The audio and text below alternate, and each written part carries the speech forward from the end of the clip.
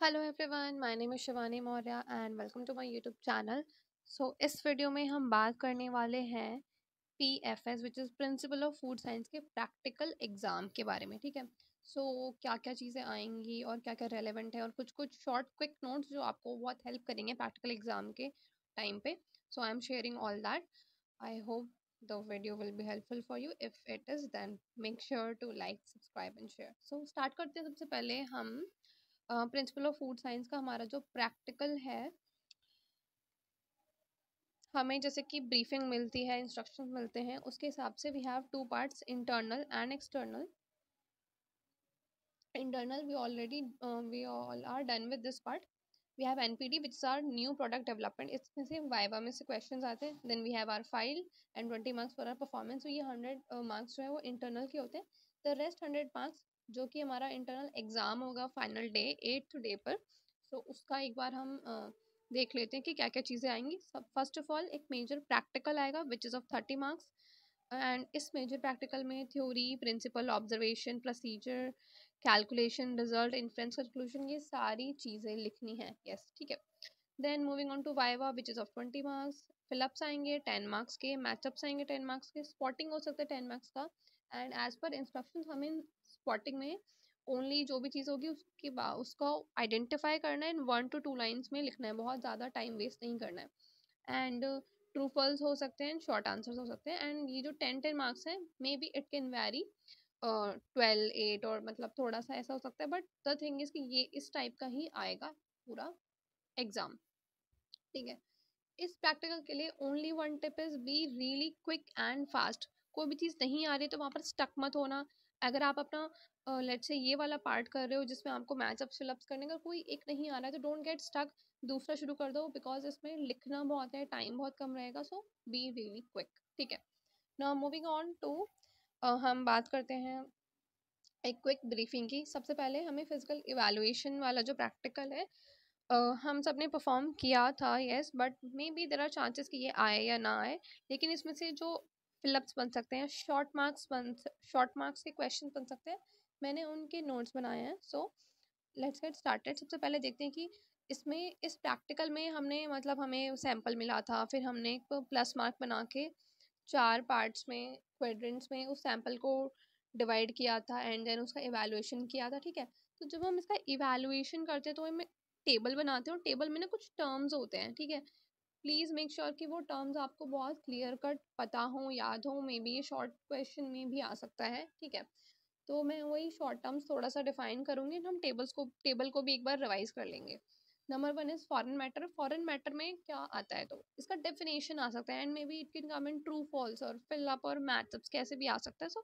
ये मतलब ये शॉर्ट टाइप ऑफ क्वेश्चन बन सकता है यहाँ से. फॉरेन मैटर मतलब कोई भी चीज़ जो फूड ग्रेन नहीं है उसके अलावा. इसमें भी दो पार्ट होते हैं, एक होता है organic and then other is inorganic. Organic में विनो, स्ट्रॉज, वीट सीड्स हो सकते हैं, अदर इन एडिबल आइटम्स जो खाने लायक नहीं है. एंड इसका एग्जांपल देखो, राइस में यूजुअली पैडी जो होता है वो इनऑर्गेनिक मैटर है, जो कि फॉरेन मैटर है, वो नहीं होना चाहिए वहाँ पे. Moving on to inorganic. Inorganic matter में we can have metal piece mix हो सकता है, sand, dirt, stones, clay, mud, ये इनमें से कुछ भी मिक्स हो सकता है. एंड इसका एग्जांपल अगेन राइस में कर्नल्स होते हैं which is example of inorganic foreign matter जो उसमें मिक्स हो जाते हैं. Moving on to some other term. Number two, actually number 1 हम पहले ही पढ़ चुके हैं, फॉरेन वाला. Number 2 is damaged grain. Damaged grain मतलब कि जो ग्रेन डैमेज हो चुका है, वो क्यों डैमेज हुआ है, it could be due to heat, microbe, moisture और वेदर. ठीक है. नंबर 2 डिस्कलर्ड ग्रेन, जिसका कलर जा चुका है. For example toor dal should be of yellow in colour and because of some reason उसका जो कलर है वो वाइटिश हो गया है, या मे बी ब्राउनिश या ब्लैकिश हो गया, तो वो डिसकलर्ड ग्रीन कहलाएगा. ठीक है. इससे होता क्या है कि उसकी क्वालिटी पर इम्पैक्ट पड़ता है, that's why we have to classify it differently. Then we have weevilled grains. There are very high chance कि विबल्ड ग्रेन्स में से क्वेश्चन आ सकता है, आइदर इन शॉर्ट मार्क और ट्रू फॉल्स. ठीक है. तो इसको ध्यान से पढ़ लेना. विबल्ड ग्रेन बेसिकली क्या होते हैं, ऐसे ग्रेन्स जो इंसेक्ट्स, स्पेसिफिकली इंसेक्ट्स की वजह से पार्शली और होली बोर्ड हो चुके हैं. इंसेक्ट्स की वजह से जो ग्रेन को इंजरी हुई है, इसमें किसी जर्म ने खा लिए या फिर एक्सपोर्टेड हैं, तो वो इंक्लूड नहीं होंगे, does not include. Specifically insect से जो इंजरी हुई है जिन ग्रेन्स को, वो होते हैं weevilled grains. Moving on to next we have admixture. Admixture में क्या होता है कि ऐसा कोई भी अदर मटेरियल जो एडिबल तो है लेकिन वो पर्टिकुलर नहीं होना चाहिए। फॉर एग्जांपल राइस है हमारे पास, राइस का सैंपल है, राइस में किसी ने दाल मिक्स कर दिया, वो एडिबल तो है बट वो राइस का मेन सैंपल है, तो उसमें राइस होना चाहिए, दाल नहीं होना चाहिए। दैट इज वाई वो जो दाल के ग्रेन्यूल्स होंगे वो होंगे एडमिक्सचर, ठीक है। यूजुअली ऑयल के सीड्स मिक्स हो जाते हैं मेन ग्रेन्स में।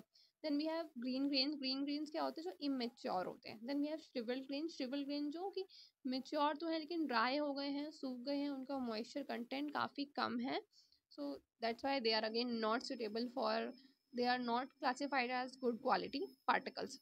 मूविंग ऑन टू ये टेबल, ध्यान से देखिए।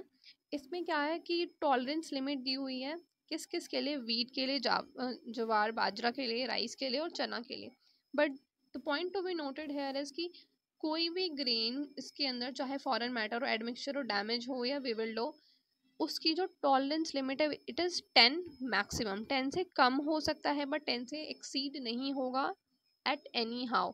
मतलब मैक्स टू मैक्स 10% विविल्ड हो सकते हैं, हाँ डैमेज 6% हो सकते हैं, बट द मीनिंग टू से इसकी किसी भी क्वालिटी का जो है वो 10% से ज़्यादा नहीं होना चाहिए कोई भी ग्रेन। और ये कैसे पता लगाए हमें? By prevention of food adulteration act and agriculture produce act, ठीक है। तो रेफरेंस पूछेंगे कि हम कैसे बता सकते हैं कि इतना ही होना चाहिए विविल्ड ग्रेन या इतना ही होना चाहिए एडमिक्सचर, तो वो हमें इन एक्ट्स के थ्रू पता है।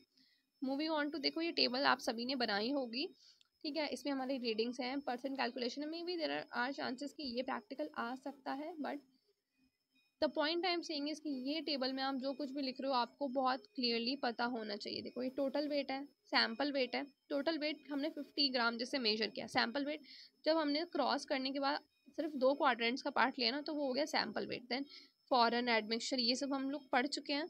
देन आता है साउंड सैंपल। साउंड सैंपल मतलब जो भी सैंपल था उसमें से ये सब निकालने के बाद जो बचा वो साउंड सैंपल है। एंड देन इनके परसेंटेज कैलकुलेट करने होंगे अगर इन केस ये आता है तो।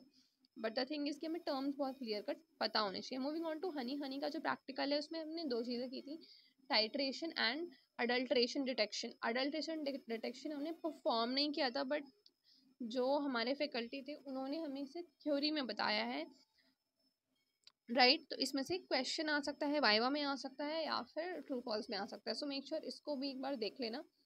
टाइट्रेशन में देखो, टाइट्रेशन हम क्यों करते हैं? ताकि हम हनी में जो एसिड प्रेजेंट है उसको डिटरमाइन कर सकें। जितना पुराना हनी होगा उतना ज़्यादा एसिड होगा, जितना न्यू हनी होगा उतना कम एसिड होगा। अब टाइट्रेशन तो हमने परफॉर्म किया, इसके बारे में हम बाद में बात करेंगे। Let's focus on this thing, adulteration detection, ठीक है। सबसे पहले ध्यान रखना कि जो हनी होता है, हनी में क्या होता है, it is like hexose sugars होते हैं उसमें। तो हनी में HMF प्रेजेंट होता है। HMF का फुल फॉर्म आ सकता है which is hydroxy methyl फरफ्यूरल। Hydroxy methyl फरफ्यूरल, ठीक है। ये हनी में नेचुरली प्रेजेंट होता है। नेचुरली जब ये प्रेजेंट होता है तो इसकी value is around 10 to 14 mg पर kg, ठीक है।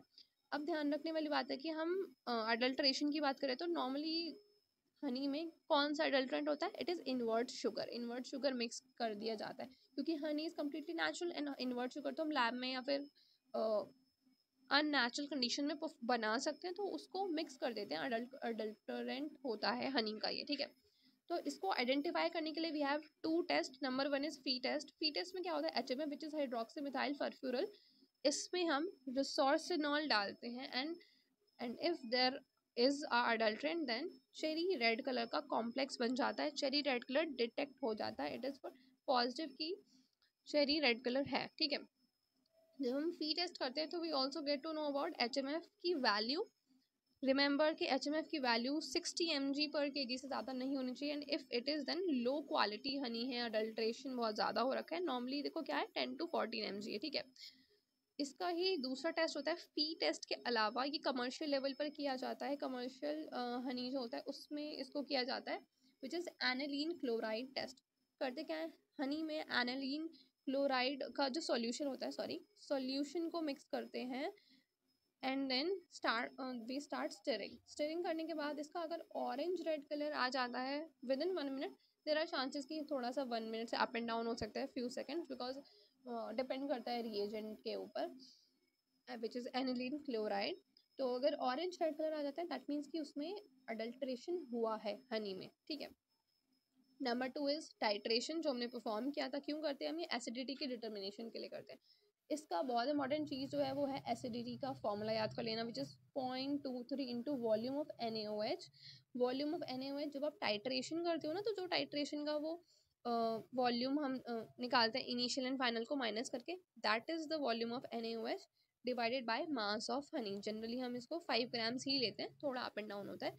अब देखो इसका जो प्रोसेस है which is written in manual is कि हम 10 ग्राम हनी लेंगे, 75 ग्राम डिस्टिल्ड वाटर लेंगे एंड 0.1 नॉर्मेलिटी वाले NaOH से हम इसको टाइट्रेट करेंगे। एंड इंडिकेटर क्या डालते हैं? फिनोप्थिलीन, कितना? 1 ml, ठीक है। ये तो फाइल में रिटर्न था, बट जब हम लोग परफॉर्म कर रहे थे तो हमने 5 ग्राम हनी लिया था, water was around 50 ml and तब टाइट्रेशन किया था। बट आपको जनरल जो लिखा है फाइल में वो भी पता होना चाहिए।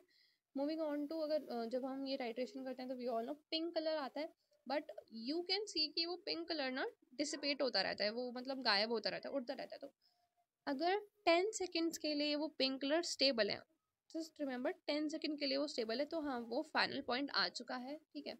एंड इसमें एक तो हम हनी के साथ करते हैं, इसके अलावा हम एक ब्लैंक टाइट्रेशन करते हैं 85 ml वाटर के साथ। Why we are doing blank titration? Because हम ये डिटेक्ट करना चाहते हैं या टेस्ट करना चाहते हैं कि हमने जो वाटर लिए थे कहीं उसमें कोई एसिड तो नहीं है, ठीक है। हम डिस्टिल्ड वाटर यूज कर रहे हैं ना, बट स्टिल हम उसको चेक करने के लिए ब्लैंक टाइट्रेशन भी करते हैं। अब देखो देर आर हाई चांस कि ये वाला प्रैक्टिकल आ सकता है लिखने के लिए, तो इसका सारी चीज़ें बहुत अच्छे से देख लेना, ऑब्जेक्टिव, प्रिंसिपल, थ्योरी, एवरीथिंग, ठीक है। Now why I have attached this picture, सबकी फाइल में ऑलरेडी है, बट द थिंग इज ये प्रिंसिपल मैं आपको दिखाना चाहती हूँ कि नॉर्मली जो हनी का जो नेचुरल हनी का pH होता है, it is something 3.4 to 6.1 which is like acidic. 7 से नीचे जब भी आता है pH तो दैट इज एसिडिक। एंड ये एसिडिक क्यों है? Because there are lots of acid in honey. कौन कौन से एसिड है? Formic acid, glucónic acid, pyruvic acid, malic acid, citric acid, succinic acid. तो हम इन सब के लिए नहीं चेक करते, हम नॉर्मली फॉर्मिक एसिड के लिए ये सारा टाइट्रेशन करते हैं, ठीक है। नॉर्मली जो फ्रेश हनी होता है उसकी एसिडिटी जो होती है वो कम होती है, which is 13 to 35 milli equivalent per kg। And please remember, अगर नॉर्मली कितनी है? 13 to 35, अगर 40 मिली इक्विवेलेंट पर केजी सरपास कर देता है ये यूनिट, तो ये पुअर क्वालिटी का हनी माना जाता है, ठीक है। देन आप इसको लिख दोगे, लिखने के लिए आएगा मटेरियल्स रिक्वायर्ड, हमने क्या क्या लिया था, प्रोसीजर लिख दोगे कैसे कैसे किया, कैलकुलेशन, अगेन मैंने ये फॉर्मूला बता दिया है। फॉर्मूले में वॉल्यूम ऑफ NaOH कहाँ से आया? जो आप टाइट्रेशन कर रहे हो वहाँ से आया। So please remember this part, ठीक है। एंड एसिडिटी कैलकुलेट करने के बाद जब आप कंक्लूजन लिखोगे तो फिर रेंज लिखोगे आप कि हाँ इतना रेंज आया, विच इज़ कि ये पुअर क्वालिटी है या गुड क्वालिटी। अगर 40 से कम आता है, 13 to 35, तो नॉर्मल है, 40 प्लस आता है तो पुअर क्वालिटी का हनी है, ठीक है। ये सब आप लिखोगे कंक्लूजन में। Then moving on to determination of moisture content. अब डिटर्मिनेशन ऑफ मॉइस्चर कंटेंट की जब हम बात करते हैं तो इसमें हमने बेसिकली ऑयल और फ्लावर के साथ किया है, ठीक है। किया क्या है? एक बर्तन लिया, बर्तन में हमने जो भी हमारा ड्राई सैंपल था या जो भी है, सैंपल को वे किया, उसके बाद इसको हॉट एयर ओवन में रख दिया था एंड उसको निकाल लिया, ठीक है। अब मैंने ये क्यों लिखा हुआ है? Let's focus. कुछ कुछ टर्म्स हैं जो ट्रू फॉल्स या शॉर्ट आंसर्स में आ सकते हैं। आई डोंट नो ये परफॉर्म करने के लिए आएगा नहीं, बट आई एम श्योर कि ये जो टर्म्स हैं या जो टेम्परेचर्स हैं दे माइट कम, ठीक है। सो जब हम बात करते हैं मॉइस्चर कंटेंट की, अभी मैं फ्लावर वाला एक्सप्लेन कर रही हूँ। इसमें क्या है? इसका मेथड क्या है? Oven drying, hot air oven हम यूज़ करते हैं। Temperature is very important. कितना टेम्परेचर होता है? 130 degree for 2 hours. It is written in manual, but जब हमारी फैकल्टी ने एक्सप्लेन किया था तो she also mention this temperature 105 degree Celsius for 4 hours. So you can see कि अगर टेम्परेचर ज़्यादा है तो हम कम टाइम के लिए उसको हॉट एयर ओवन में रखेंगे, और अगर टेम्परेचर कम है तो ज़्यादा टाइम के लिए रखेंगे, which is very basic. And then ये ध्यान रखने वाली बात है कि जो मॉइस्चर डिश होती है जिसमें हम मेजर कर रहे हैं मॉइस्चर कितना है, उसका मतलब मटेरियल क्या होना चाहिए। It could B porcelain, silica, glass और एल्यूमिनियम। हम कोई ऐसी चीज़ तो नहीं रख सकते जो 130 डिग्री पर ही मेल्ट हो जाए। अगर वो डिश ही मेल्ट हो गई तो फिर हम कहाँ से निकालेंगे मॉइस्चर, ठीक है। तो ये चीज़ याद रखना कि उसका मटेरियल क्या होता है। It could become in like true false and all something. Then इसका जो फॉर्मूला है मॉइस्चर कंट्रोल का, it is 100 multiplied by W1 minus W2। W1 minus W2 क्या है, देखो W2 है आफ्टर ड्राइंग एंड W1 है बिफोर ड्राइंग कितना वेट था, ठीक है। तो ये वो वेट हो गया, ये ही बेसिकली मॉइस्चर है, and divided by W1 minus W क्या है, एम्प्टी डिश, जो भी खाली जो भी बर्तन था या जो मतलब जो मॉइस्चर डिश होता है वो, उसका वेट कितना था, ठीक है। तो ये हो गया, ये स्टार्टिंग वाला पॉइंट है, ये बाद वाला पॉइंट है। नॉर्मली हम जब मैथ्स में भी परसेंटेज निकालते हैं ऐसे ही निकालते हैं, फॉर्मूला रटना मत, समझने की कोशिश करना, it is very very very simple. Now moving on to range. Range देख लो, रेंज जनरली जितने भी मैंने ये फ्लावर के लिए बताया था ना, तो फ्लावर के लिए मॉइस्चर की जो रेंज होती है ना, वो 10 to 13 या मैक्स टू मैक्स 15 में ज़्यादा ही होगा एक्चुअली, 10 to 13 होती है। इससे ज़्यादा मॉइस्चर हुआ तो the flower is of low quality and वो नॉट सुटेबल फॉर कंजम्पशन, या फिर उसमें फिर जर्म्स एंड ऐसा कुछ आ सकता है, ठीक है। Next, moving on to determination of gluten content. Then again here is high chance कि perform करने के लिए नहीं आएगा because it is very time consuming. दुआ करना है एटलीस्ट ना आए, और आ गया तो मेरे ऊपर मत चढ़ना कि तुमने बोला था कि नहीं आएगा और आ गया। इट्स जस्ट मेरा प्रेडिक्शन है ये, ठीक है। Moving on to gluten. अब देखो ग्लूटेन वो जो परफॉर्म किया वो सब डेफिनेटली आपको याद होगा, बट लिखने की जो बात है मैं वो बता रही हूँ। ग्लूटेन जो होता है उसमें दो दो प्रोटीन से मिलकर बना होता है, विच इज ग्लाइडिन एंड ग्लूटेनिन। इनकी स्पेलिंग्स बहुत इंपॉर्टेंट है, स्पेलिंग्स ध्यान से रखना, ग्लाइडिन एंड ग्लूटेनिन, ठीक है। मैम ने बहुत स्पेसिफिकली बोला था स्पेलिंग्स रॉन्ग करोगे your marks will be gone, तो स्पेलिंग्स ध्यान से याद कर लेना। मूविंग ऑन टू, ये जो ग्लूटेन होता है वो वाटर में इनसॉल्युबल होता है एट 7 pH, यानी कि न्यूट्रल कंडीशन में इट इज इनसॉल्युबल, लेकिन अगर एसिडिक या बेसिक कंडीशन हुए, जो पीएच है वो 7 से थोड़ा भी इधर उधर हुआ तो it will be soluble in water, ठीक है। नॉर्मली जो हाइड्रेटेड ग्लूटेन होता है उसमें कितना लगभग 2/3 वाटर कंटेंट होता है, विच इज 66 to 67, ठीक है। इसका भी अगेन फॉर्मूला याद रख लेना, 100 multiply by W2 minus W3 upon W1। अब ये W2 एंड W3 क्या है, W1 इज फ्लावर, यानी कि जो स्टार्टिंग एकदम सूखा आटा होता है। Then W2 dried gluten. Dried gluten का मतलब है कि जब आपने उसे नीड कर दिया उसके बाद। W3 wet gluten, okay. Then moving on to water absorption power. Water absorption power का फॉर्मूला है y into 100 multiply divided by x. y क्या है, जितना पानी यूज हुआ, x क्या है, जो आटे का वेट था, खत्म, इतना ही है, ठीक है। देन मूविंग ऑन टू, हाँ फ्लावर में ही, just a second, फ्लावर में कुछ इंपॉर्टेंट टर्म्स है that you need to remember, या maybe it could be asked. So wheat flour, 3 type के फ्लावर होते हैं, weak flour, medium flour, strong. तो ये जो तीनों फ्लावर हैं ये किस बेसिस पे डिफाइन किए गए हैं, ग्लूटेन के बेसिस पे इनको वीक, मीडियम एंड स्ट्रॉन्ग बोला गया है। 8% ग्लूटेन होता है तो वो वीक फ्लावर है, ये कहाँ पर यूज होता है, केक एंड स्पंजेस में। मीडियम फ्लावर, इसे ऑल पर्पज फ्लावर भी बोलते हैं, ये ब्रेड क्रम्स में यूज होता है। देन स्ट्रॉन्ग, स्ट्रॉन्ग मतलब बहुत ज़्यादा ही ग्लूटेन है, हाई कंटेंट ग्लूटेन है, ये ब्रेड में यूज होता है, ब्रेड पेस्ट्री, इसे ब्रेड फ्लावर भी बोलते हैं, ठीक है। Then this is like last, okay थोड़ा सा और बचा है। टोटल ऐश कंटेंट, अगेन ये प्रैक्टिकल हमें परफॉर्म नहीं करवाया था, थ्योरी में बताया था, बट देयर आर चांसेस कि ये आएगा थ्योरी पार्ट में, ठीक है। सबसे पहले देखो ऐश कंटेंट क्या होता है, inorganic residues after destruction of organic matter. Organic matter को खत्म करने के बाद जितना भी इनऑर्गेनिक मटेरियल बचा वो सब ऐश कंटेंट होता है। कंस्टिट्यूएंट्स क्या होते हैं, क्या क्या चीज़ें होती हैं बेसिकली ऐश में, calcium, phosphorus, iron, sodium, potassium, halogen and silica, यानी कि जितना भी ऑर्गेनिक मैटर होता है वो सब। अब देखो इसमें जो याद रखने वाली चीज़ है वो है मफल फर्नेस का टेम्परेचर। मफल फर्नेस इसमें यूज़ किया जाता है which is 550 degrees, like very very very hot. And इसकी बॉटम डिश याद रख लेना, उसका material steel, platinum, silica and porcelain होता है, ठीक है। Then moving on to fats and oil. Fats and oil में भी अगेन मॉइस्चर कंटेंट हम करते हैं वही सेम। इसका टेम्परेचर याद रख लेना 105 डिग्री फॉर 1 आवर। इसकी डिशेज अगेन वही पॉर्सिलीन, सिलिका एंड ऑल। इसका परसेंट का फॉर्मूला याद रखना, 100 multiply by W1 minus W2। W1 minus W2 क्या है, कि बिफोर एंड आफ्टर ड्राइंग, ठीक है। W1 before drawing, W2 after drawing, and W1 minus W यानी कि जो एम्प्टी डिश बेसिकली ऑयल का वेट है, ठीक है। इसको देख लेना आप।